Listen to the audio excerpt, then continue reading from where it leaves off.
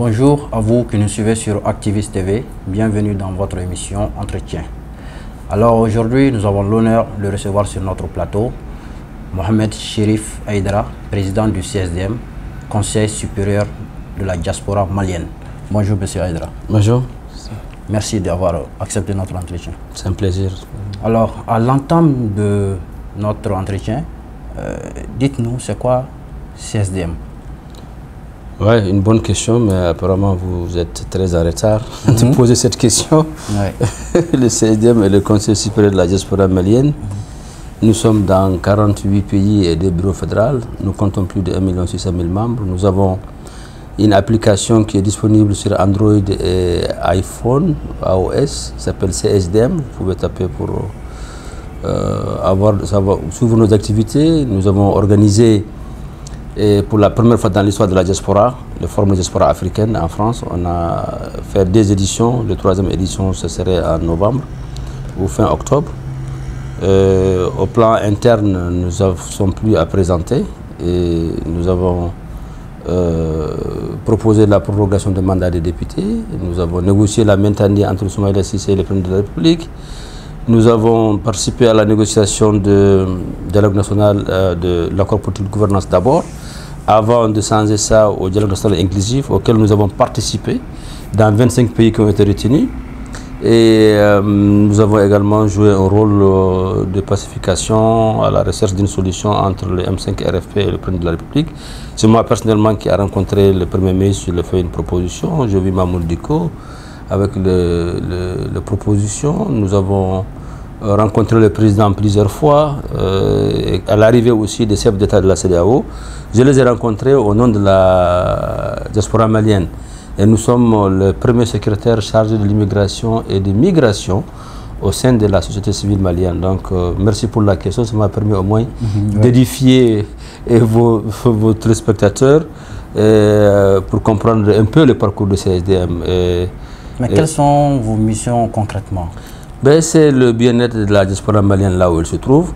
Je vous disais tantôt que je suis le secrétaire chargé de l'immigration et des migrations au sein de la société civile malienne, c'est-à-dire le CSDM. Et les autres associations sont premier et deuxième secrétaires. Et notre mission, c'est veiller aux intérêts des Maliens là où ils se trouvent dans le monde, qu'il a raison ou tort. Et leur bien-être, leur investissement, leurs documents, et tout ce qu'ils peuvent avoir comme besoin en termes d'assistance de leur pays de résidence, de retour, arrivée de l'investissement. Nous avons des banques partenaires. Et nous avons créé une synergie avec nos partenaires de développement comme l'Union européenne, l'OIF et le Fonds de développement pour l'immigration. Donc nous travaillons très bien avec les ministères de ces organisations. Nous avons été la première organisation à tirer la sonnette d'alarme l'expulsion abusive de l'Algérie. Nous avons même fait un procès et c'est le CSDM qui a dénoncé le gouvernement malien quand ils ont nié qu'Adama Traoré était malien. On a fait une conférence de presse chez lui à la maison. Le même jour, le président les a reçus, le père et le grand-père avec le même tenue. Donc vous voyez, si on veut simplement citer ce que le CSDM a fait et la défense que nous avons, les positions de défense des droits des Maliens. En Côte d'Ivoire, on a recensé, le recensement plutôt qui avait été fait pour les Maliens de la Côte d'Ivoire après les événements de 2001 et 2002. Seul le CSDM a été à Daloa pour se recueillir sur les fosses communes. Jamais. Aucun responsable malien n'a été là-bas. Nous avons aussi porté plainte aussi, au nom de la diaspora malienne en Côte d'Ivoire. C'est l'une des bureaux de CSDM de base le plus dynamique et aussi assez nombreux parce que 1 million sur 2 vit en Côte d'Ivoire. Et à l'interne ici, nous n'attendons pas qu'on nous invite. Nous nous invitons nous-mêmes à chaque fois qu'il y a une crise au sein de l'intérieur du Mali et nous jouons pleinement notre rôle. Dieu merci, jusqu'à aujourd'hui, on a toujours en tout cas réussi ce qu'on a entrepris jusqu'à date. D'accord. Mais comment parvenez-vous, à organiser tout ça, cette grande organisation? Comment vous vous en sortez? Bon, c'est vrai, c'est une question de personnes, des hommes et des femmes qui a une organisation. Nous, nos bureaux sont assez indépendants et ils en décident de ce qu'ils doivent faire dans leur pays parce qu'ils connaissent les besoins de ceux qui sont résidents chez eux. Et nous avons des comptes WhatsApp par pays et puis un compte de secrétaires généraux et de présidents et WhatsApp. Et nous avons des comptes Facebook et nous tenons informés à l'instant T de ce qui se passe. Et nous avons aussi un bureau exécutif. Ce bureau exécutif se réunit ou par vidéoconférence ou par conférence d'appel, conférence call diraient les Anglais, pour discuter d'un sujet donné et les décisions sont rapidement prises. Ici au CSDM, on est d'accord dans nos désaccords. Ce n'est pas parce que le président n'est pas là qu'on ne fait pas quelque chose, ce n'est pas parce que le président n'est pas d'accord qu'on ne va pas faire. Et nos bureaux sont assez dynamiques, assez indépendants.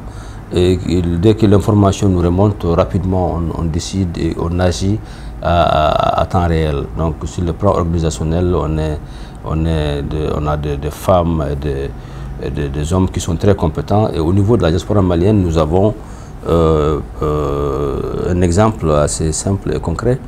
Nous avons le bureau diaspora jeune. Au-delà du bureau même national. Par exemple, à Abidjan, vous avez le bureau diaspora jeune. Vous avez le bureau diaspora femmes. Et puis vous avez le bureau national, c'est-à-dire au sein du pays, qui regroupe ces deux bureaux. Oui. Et aussi, à l'air sein aussi, ils ont 3 ou 4 ou 10 personnes qui constituent le bureau exécutif. Donc, vous avez vu la prise de décision, c'est structuré. Je dirais que la diaspora, les CSDM fonctionnent à l'image de grandes entreprises qui sont bien structurées, très bien comportementalisées, avec une scène de communication assez fluide et des prises de décision faciles et rapides. Alors, quel est le lien entre le CSDM et le conseil, le Haut Conseil des Maliens de la diaspora? Bon, le lien, c'est que nous faisons tous la même chose, nous défendons tous l'intérêt des Maliens établis à l'extérieur, qu'on appelle communément la diaspora. Et le Haut Conseil a été la première association qui a été créée en 1991, après justement un soulèvement populaire du mouvement démocratique. Ouais. Et nous avons... Moi, personnellement, je n'ai jamais participé au Haut Conseil. Je n'ai pas été membre, je n'ai jamais pris leur carte nulle part. Ouais. Donc, mais j'étais proche à partir de 96, 17 jusqu'à 18, très proche d'Abdrahman Sherif qui fut le président de Haut Conseil, Allah Yarham. Il est décédé il y a 2 ans. Et c'est à travers lui que j'ai connu le Haut Conseil malien de l'extérieur parce qu'il vivait en Guinée. Moi aussi, je vis toujours en Guinée d'ailleurs. Parce que je vis en Guinée et au Niger, au Mali et aussi aux États-Unis. Donc je suis dans ces 3 pays. Comme tout bon Malien, je vis aussi ici à Bamako. Et j'ai constaté, j'ai eu à connaître des gens qui sont proches d'Abdrahman Sherif, qu'il a connu à travers aussi le Haut Conseil. Et il y a eu beaucoup de plaintes que la structure est mal organisée. Et il y a eu 17 pays finalement qui avaient des bureaux parallèles. Ouais. Donc ces 17 pays, c'est assez long, ça peut faire l'objet même d'une émission spéciale.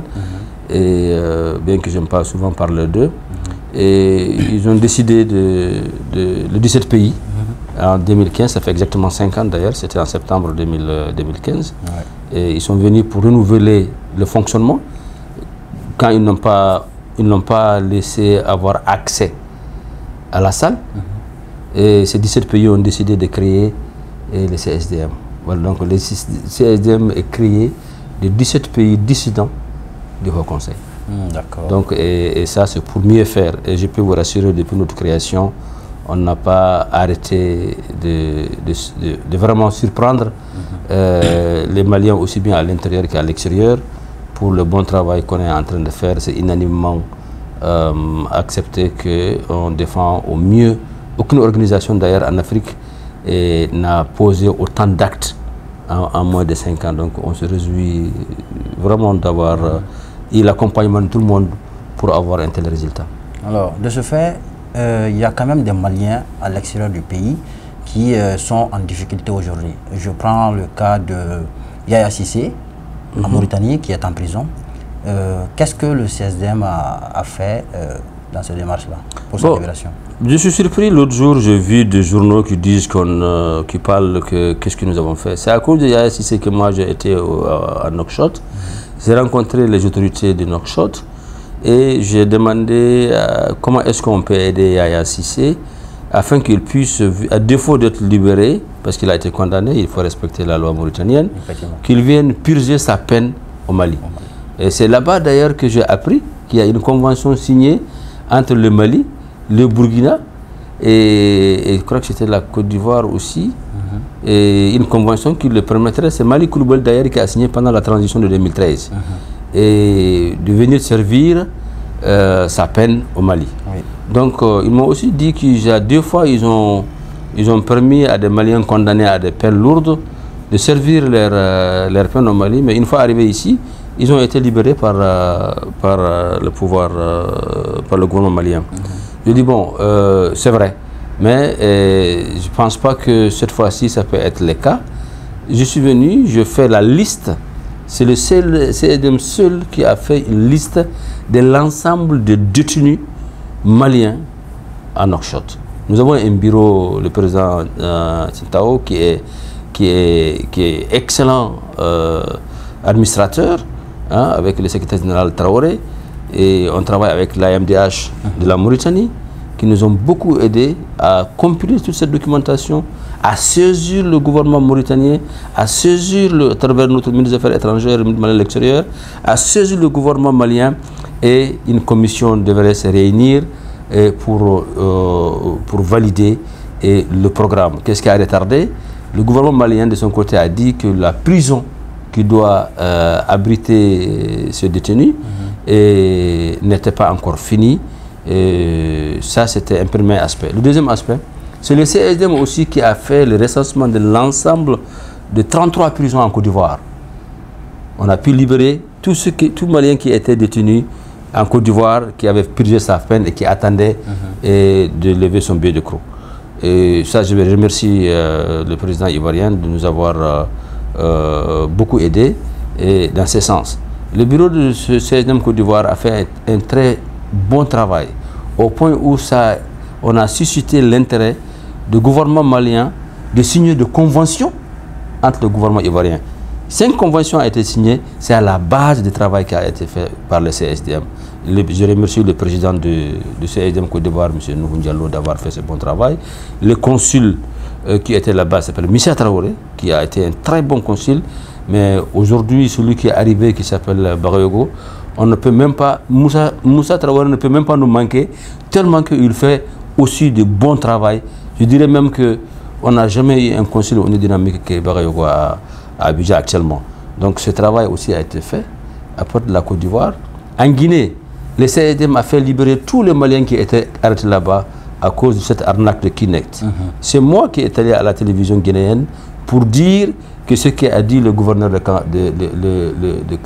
Cancan, il a raconté sa vie. C'est moi qui ai prouvé au gouvernement guinéen que ce n'est pas vrai. Donc je fais libérer tous ceux qui étaient là-bas.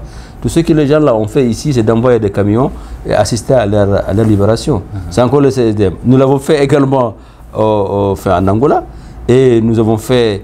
Alors, on a fait beaucoup d'actions. Et tout ça, c'est répertorié parce que vous savez, Facebook, une fois c'est là-dedans, tu peux toujours retrouver. Donc, pour revenir à la question de Yaya, l'affaire de Yaya est assez compliquée. Il y a beaucoup de très mauvaise communication qui a été faite. Moi, je vais demander aux amis de Yaya de dire la dame, l'italienne ou si c'est une française, Roselba, d'arrêter de faire des publications. Parce que c'est l'autorité mauritanienne même qui m'a attiré mon attention. Donc, à un moment donné, elle a arrêté, mais elle a continué. Bon, si Yaya est devenu un fonds de commerce ou une façon de se faire connaître d'une façon ou d'une autre, ça peut être bien pour la personne, mais à la longue, ce n'est pas bon pour Yaya lui-même. Parce que nous, on a fait un travail, dans ce genre de choses, il ne faut surtout pas rendre public ce que tu fais. Mais j'ai été surpris de voir dans les journaux qu'on a rien fait pour Yaya. J'ai rencontré l'association de soutien de la libération de Yaya. Hein? Ici, ils sont venus au siège ici. Je les ai expliqué les démarches que j'ai faites. Et j'étais surpris de savoir qu'on avait fait toutes ces démarches. Parce que je leur donnais des dates, des noms. Hein? Donc, le cas de Yaya, c'est qu'il faut qu'ils arrêtent de parler de Yaya. Il faut que Yaya se fasse un peu oublier pour quelques mois. Pas de publication. Et on ne dit absolument rien. Et parce qu'on nous a dit quelle est la solution qu'il faut apporter au cas de Yaya. Mauritanie est un pays islamique. La loi islamique est assez claire là-dessus. Et les policiers qui avaient attesté et qui avaient fait poser les cachets sur le passeport, ces policiers ont été arrêtés, ils ont fait 18 mois de prison. Les 2 policiers à l'aéroport. Vous comprenez? Donc c'est des choses que je ne veux pas tout dire ici. On est en direct sur votre page. Mais je peux vous dire que la solution, elle est tout trouvée, mais à condition que cette dame arrête de faire de publication. On a affaire à un gouvernement. Effectivement. Donc aujourd'hui, nous avons un nouveau gouvernement. Vous savez, il y a eu le ministre des Affaires étrangères mauritanien qui était là il y a 4 jours. Hein? Il est venu le porter de messages. Même pendant cette période-là, nous avons réussi à glisser un mot par rapport à Yaya. Je le dévigle aujourd'hui en direct sur ta page. Pour dire que Yaya n'a pas été oublié. Nous travaillons, mais il va falloir que ces d'autres amis de Yaya qui sont très soucieux, on comprend leur comportement, mais qui nous donnent le temps d'aider Yaya. Mais c'est en gardant un peu le silence qu'on arrivera à faire quelque chose, parce qu'on a affaire à un État. Effectivement. Voilà. D'accord. Au-delà de ça, il y a aussi des jeunes Maliens, des étudiants qui sont en Algérie, en Tunisie, au Maroc, qui sont bloqués et qui veulent rentrer au pays, mais ils n'y arrivent pas. Et pourtant, certains ont même des billets, mais ils n'arrivent pas à trouver de l'avion pour y revenir. Qu'est-ce que la CSDM peut faire pour eux? Bon, CSDM est une association. Nous n'avons pas de fonds. Nous ne recevons pas de l'argent de l'État. Nous ne recevons pas un franc dans notre fonctionnement. Et ce que nous faisons, nous interpellons l'État et nous exigeons le respect de leurs droits, qu'ils soient traités dignement en tant que Maliens. C'est le CSDM qui a attiré l'attention par rapport à cette Covid-19. Nous avons dénoncé le gouvernement pour leur dire qu'il n'est pas concevable que le Sénégal a voté un budget de 12,5 milliards qui envoie à ses compatriotes du Sénégalais établis à l'extérieur que le Mali n'a rien fait. Nous avons écrit des courriers et ces courriers, le président Ibrahim Boubacar Keïta à l'époque a réagi pour faire une adresse à la nation dans laquelle il disait qu'il a mis 6 milliards à la disposition de la diaspora. Mais est-ce que vous savez que dans les 6 milliards, là, il y a eu près de 300 millions seulement que le ministère de l'Extérieur a obtenu. Les hôtels qui ont abrité et ceux qui sont revenus qui devraient être confinés, il y a des hôtels encore qui n'ont pas été payés. Vous savez, depuis 2 mois, on n'a pas de ministère des Finances. Le ministre des Finances n'a pas fait combien de jours. On n'a pas de DFM. Donc l'État même a s'arrêté d'exister. Nous connaissons le problème de nos étudiants qui sont au Niger. Ils sont très nombreux. Qui sont au Ghana, qui sont en Algérie, qui sont au Maroc. J'ai salué notre président malais de CSDM Maroc, qui travaille main dans la main avec mon frère Ben Labad, l'ambassadeur, qui fait de très bon boulot. Et je peux vous rassurer aujourd'hui, c'est que l'État même n'existe pas au Mali pour l'instant pour faire face à ça. Et c'est pour toutes ces raisons, pendant ces concertations, j'ai demandé à ce qu'on mette un point diaspora pour que ça soit pris en urgence. Et parmi les priorités de priorité aujourd'hui, c'est comment faire venir ces étudiants. Il y en a d'autres aussi dont nous pensons qu'ils allaient perdre leur année universitaire. Mais par contre, d'autres ont leur billet, on les a dit de payer le montant de 300 000 francs. Ils ne peuvent pas payer les 300 000 francs pour revenir. Donc nous allons en faire une priorité. Dès que les assises la finissent, on espère avoir un gouvernement avant le 22 septembre ou plus tard. Hein? Une fois que ce gouvernement est mis en place, on en fera une priorité afin qu'ils puissent revenir parce qu'ils ont suffisamment souffert et leur famille ne peut pas avoir cet argent qui est demandé pour payer les billets pour qu'ils reviennent. Nous sommes au courant, nous avons même une cellule, une commission au niveau de CSDM qui ne travaille que sur ça. Alors, en parlant de tout ça, aussi, il y a déjà 2 mois et demi qu'il y avait une crise sociopolitique au Mali. à l'issue de laquelle l'ancien régime est tombé. Aujourd'hui, le Mali est en concertation. Est-ce que le 16e participe à ces concertations-là? Effectivement, nous avons été conviés à rencontrer les CNSP à leur demande. On a échangé, on a eu vraiment des échanges francs et courtois. Nous les avons dit ce que nous pensons, nous, comment est-ce que la transition peut se faire. Et hier, on était invités aussi à leur demande à CICB, où dans les 10 points retenus, nous avons demandé d'ajouter un point diaspora sur les 10 points. Donc la compilation, je pense que c'est demain, on va voir ce qui va en sortir. Et nous comptons jouer pleinement notre rôle. Nous remercions beaucoup la diaspora des M5 à travers le monde, ceux qui sont en France, aux États-Unis. Ils ont fait du bon boulot, ils ont coûté de l'argent, ils ont envoyé. Et le travail qui a été fait, c'est vraiment un travail remarquable. Nous sommes des fêtières qui existent. On ne peut pas penser simplement qu'une transition peut nous mettre à l'écart ou une transition peut nous dire, bon, écoutez, vous ne pouvez pas exister comme ça. C'est une loi associative. On verra comment ce serait le fondement ou bien la charte qui sera prise en compte pour l'intégrer dans la Constitution à venir. En tout cas, d'ici là, nous parlerons, Inch'Allah, d'une seule voix pour exiger, si le Premier ministre est malin de l'intérieur, que le président soit de la diaspora. Si le président, il soit militaire ou civil, est de malin de l'intérieur, et le Premier ministre, que le président du Parlement transitoire, Conseil national de transition parlementaire, et la constituante soit présidée par la diaspora. Et nous demanderons également, c'est qu'on ait 30% de gouvernement, 30% de l'Assemblée constituante, et aussi représentée dans toutes les institutions pour une transition réussie, afin qu'on ait un Mali indivisible émergent au sein duquel tout le monde se reconnaît comme étant malien tout court, pas un Malien par accord ou un Malien qui ne reconnaît pas tel ou tel accord, mais vraiment un Malien tout court, qu'on se mette d'accord pour... Ça, ce sont vos propositions. Ça serait l'une de nos propositions phares. Mais quelles sont vos propositions concrètement? Oui, bon, je ne le dirai pas directement.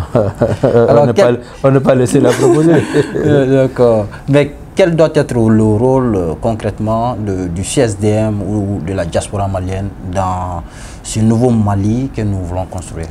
Bon, tout dépendra de ce que nous allons définir d'abord, ce que nous voulons du nouveau Mali.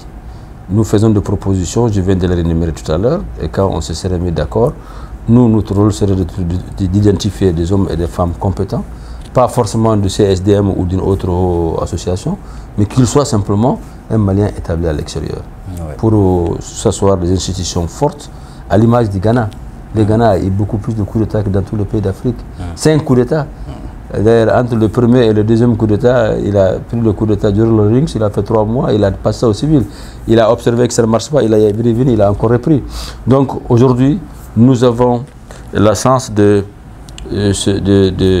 voir l'expérience vécue par les autres et tenir compte aussi, nous sommes un pays quand même dans lequel il y a 29 600 soldats étrangers, 32 nationalités. Donc on ne peut pas nous dire d'avoir la même transition que celui de Burkina qui n'avait aucun pays étranger chez eux, ou celui du Niger ou celui de la Guinée. Donc on tiendra compte et on va rappeler, on rappellera tous les participants et aussi les pays membres de la CEDEAO que le Mali est un cas particulier et même ils ont leurs soldats ici. Donc pour régler tout ça, ça ne peut pas être simplement au bout de 12 mois, mais on propose d'accepter les 12 mois. Et si on n'arrive pas à finir 12 mois, on va demander encore 12 mois et encore 12 mois, jusqu'à ce qu'on finisse vraiment de revoir de fond en comble ce que nous voulons que le Mali demain soit vraiment mettre des institutions fortes sur place pour ne pas que quelqu'un d'autre soit élu et peut faire ce qu'il veut comme a voulu faire Ibrahim Boubacar Keïta en imposant quelqu'un qui est mal élu président de l'Assemblée et qui est du surcroît devant un fait constitutionnel qui a amené tous les problèmes que nous vivons aujourd'hui, qui n'est pas mauvais d'ailleurs pour nous. Effectivement, il y a quand même eu des tiraillements entre le CNSP et le M5. Est-ce que, selon vous, ça peut donner espoir pour un nouveau Mali? Non, c'était des erreurs, c'est tout à fait normal. C'est une croissance normale d'une nouvelle vision auquel beaucoup de gens n'étaient pas préparés. Et je peux comprendre ça, mais aujourd'hui, ça c'est derrière nous. Ils ont rencontré les CNSP, ils sont mis d'accord, je peux vous rassurer. Même le document sur lequel on a travaillé hier, il a été conçu en commun accord avec les M5 RFP. Mais est-ce que vous estimez que c'est le M5 RFP qui doit vraiment organiser tout cela avec le CNSP? Non, il faut que les deux organisent la transition. Pourquoi? Parce que c'est le M5 RFP qui est sorti sous le soleil, qui a pris des balles, qui a eu des gens qui sont morts. C'est la diaspora M5 qui est allé marcher sous la pluie, aller voir des ambassadeurs, rencontrer le Sénat, rencontrer les Quai d'Orsay, rencontrer Downing Street, département d'État. Donc vous ne pouvez pas venir faire avoir la paternité de travail que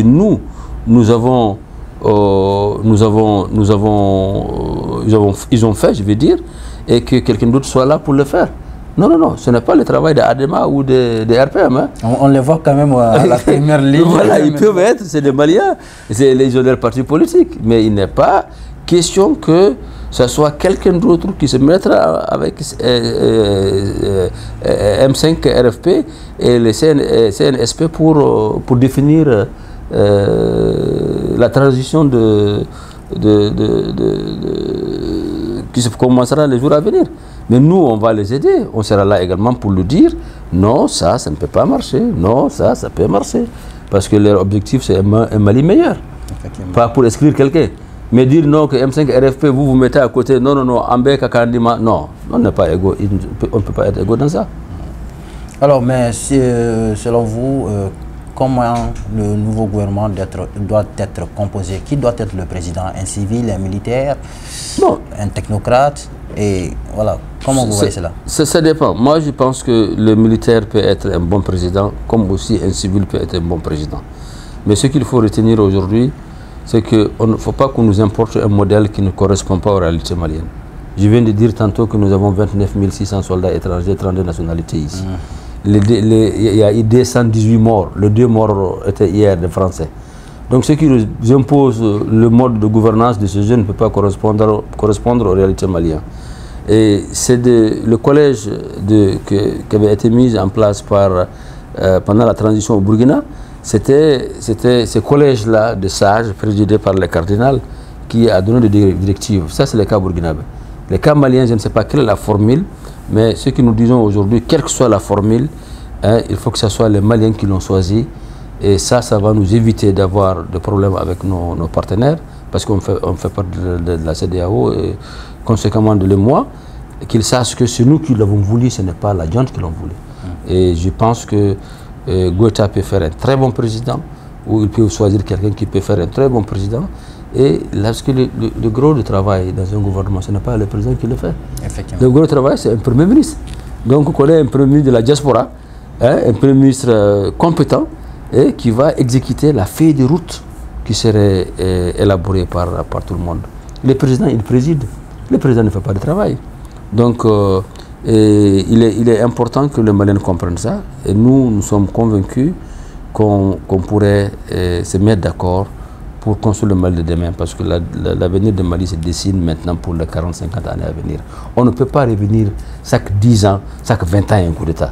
Ça veut dire qu'on est toujours vraiment passé à côté parce que depuis très longtemps, on est un pays parti, on n'a pas été un pays État. Cette fois-ci, on sera un pays État avec des institutions fortes et quelle que soit la personne qui va le diriger, ne pourra pas remettre en cause les droits fondamentaux des citoyens maliens. Alors, à ce niveau, on ne peut pas parler de mini-bilan après la chute, c'est-à-dire la gestion du CNSP actuellement. Qu'en pensez-vous? Non, ils gèrent très bien depuis. Non. C'est trop tôt pour parler de bilan. Ils gèrent très bien. C'est des erreurs de parcours, ça peut se comprendre. Mais ils ont corrigé les erreurs. Ils ont rencontré les RFP et les M5. Ils se sont mis d'accord. Je venais de vous dire tantôt, même le document que sur lequel nous avons travaillé hier était préparé comme un accord. Donc celui qui a lu le document dans la salle, ce que tu as vu, tu y étais, c'était une erreur parce qu'il y avait toute une liste qu'ils ont tirée à partir du ministre de l'administration territoriale. Ils sont partis sur cette base-là. Sinon, comment est-ce que tu peux appeler les Maliens pour venir parler de l'avenir de Mali? Tu oublies IRD, tu oublies ADEMA, tu oublies encore RPM, tu oublies... oui. Beaucoup de partis ont été oubliés hier, mais ce n'était pas fait pour discriminer quelqu'un. Seulement, la feuille n'était pas juste derrière. Donc, ce qui s'est passé. Et M5 même, ils ont oublié de l'appeler. Donc, tu as vu comment ça a été réorganisé. Mais après, tout le monde se retrouvait dans les salles. Et chacune des commissions a apporté ses propositions. Alors, et avant de terminer, nous avons quand même vu que la CEDEAO a mis un embargo sur le Mali. Et qu'est-ce que le CSDM est-ce que le CSDM a échangé avec la CEDEAO pour la levée de l'embargo? Est-ce que il y a des démarches pour cela? Oui, justement, on a fait des démarches. Nous avons les mêmes démarches que nous avons faites pendant leur arrivée ici. Parce que moi, je les ai rencontrés au nom de la diaspora malienne, les 5 chefs d'État. On les a envoyés encore de rapports qu'ils savent déjà. Et nous avons aussi commencé un grand lobbying, parce que c'est des personnes aussi qui sont liées à des personnes qui connaissent les réalités. Donc le lobbying est en cours et je pense que demain on aura de bonnes nouvelles. Ouais, Inch'Allah. Alors avant de terminer, si nous n'avons pas touché un point ou si vous avez un message à faire passer, ça sera lequel? C'est de dire à tous les Maliens de savoir qu'on a une chance aujourd'hui. Nous sommes constitutionnalistes. Nous n'aimerons pas vraiment avoir à vivre un coup d'État. Mais ce coup d'État, là, je dirais que c'est la meilleure chose qui est arrivée aux Maliens. 70% du territoire malien est occupé par d'autres personnes. L'État n'a aucun contrôle. Nous avons un accord qui a été signé entre la SEMA et le gouvernement. C'était depuis 2013 pour permettre aux élections de se tenir ici. Ça veut dire qu'il y a un problème. Nous avons au centre des islamistes qui disent qu'eux, ils veulent l'État islamique. Alors, donc ça, c'est dans un pays aussi vaste que le Mali et qui se retrouve aujourd'hui dans une situation de refondement total de l'État. Oui. Je pense qu'on peut aujourd'hui utiliser cette opportunité pour convenir une charte de transition et qu'on ait une constitution au sein de laquelle tous les Maliens se reconnaissent. Il n'y a pas d'accord d'Alger, on prend l'accord d'Alger et on l'intègre dans la constitution. On prend les revendications des islamistes, on intègre dans la constitution aussi longtemps que ce serait l'État laïque. Ouais. Vous comprenez? Donc, tout le monde se retrouve pour dire, désormais, je suis simplement un Malien qui se reconnaît dans ma constitution. Je ne suis pas un Malien qui est venu par un accord, ou je ne suis pas un Malien qui a pris un fusil et prôné d'impossible pour être considéré. Ouais. Donc ça, c'est une occasion pour nous. C'est une occasion pour nous également d'avoir des institutions fortes qui vont fonctionner, qu'un Malien qui soit à Caille ou à Kidal, il puisse prendre son mal en patience et dire, tel élu, il a été élu, il n'a pas fait ce que nous attendons de lui, nous allons le punir par le ballot box. Et puis il y a une information correcte. Personne ne viendra régler les problèmes de Mali pendant les 10 années à venir. Ouais. Il sera toujours contesté parce que tout est à faire. C'est-à-dire c'est après ces 10 années à venir là que finalement on va avoir un président malien stable et des Maliens qui vont arrêter de se plaindre comme est aujourd'hui le cas du Ghana. Parce qu'il faut changer les mentalités. Vous savez, quand vous demandez à quelqu'un de mon village de voter, pour lui, il vote pour toi, il ne vote pas pour toi, il n'a aucun impact. Effectivement. Donc si tu lui donnes l'argent, il prend. Donc il faut un changement de mentalité pour changer le comportement d'un peuple. Et ça prend un temps. Ça ne se fait pas par un décret ou par une transition. Donc la transition peut vraiment poser les bases pour un Malien nouveau, pour un Mali nouveau. Donc les contestations vont continuer, mais si nous tenons à nos institutions, je suis sûr que les Maliens vont finir par comprendre que si les Sénégalais l'ont fait, si les Ghanéens l'ont fait, il n'y a pas de raison aussi qu'on ne le fasse pas. Donc mon appel, c'est que tout le monde soit patient, qu'on soit ouvert, qu'on arrive à mettre nos désaccords et être d'accord sur l'essentiel qui est les Maliens de demain. Maintenant, les gens qui pensent que il faut revoir le tout en fond en comble pour complètement faire tout nouveau, c'est ça, ça ne peut pas être aussi possible. Il faut que nous comprenions, on va améliorer ce que nous avons améliorer la constitution et on peut avancer. La diaspora, Inch'Allah, on aura suffisamment de personnes compétentes dans la transition et dans le gouvernement à venir, parce qu'on n'ira pas aux élections cette fois-ci sans qu'on ait nos cartes électeurs, qu'on règle nos problèmes de nos cartes NINA, qu'on règle nos problèmes d'investissement au retour, qu'on règle nos problèmes même étant dans les pays de résidence. En Côte d'Ivoire, nous avons plus d'1 million de personnes qui ne sont ni maliennes ni ivoiriens. Il faut que quelqu'un soit envoyé à l'ambassade de la Côte d'Ivoire pour délivrer des cartes de jugements supplétifs, qu'on leur remet leur carte d'identité, qu'ils soient maliens, qu'on les enrôle et qu'ils prennent leur carte NINA.